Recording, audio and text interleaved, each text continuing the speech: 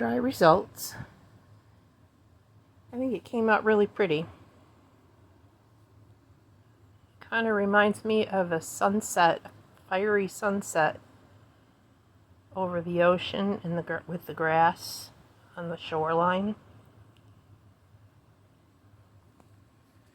There's some nice, interesting little details throughout it.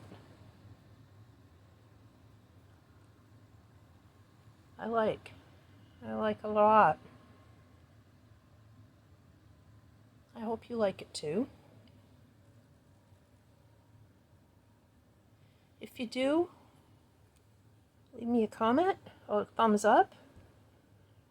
Leave me a comment whether you like it or not, and let me know what you think. Let me know what your thoughts are. Thanks for watching the video. Like and subscribe, like I say. It's all helpful with the channel. I appreciate it very much. And I appreciate you. So I hope you have a really great rest of your day. Take time for you. Paint some paintings. Take a nice bath. Bring a glass of wine in the bathroom with you with a lit candle. You know, whatever it is that floats your boat. Maybe some iced tea. If you don't like wine, whatever. Just enjoy.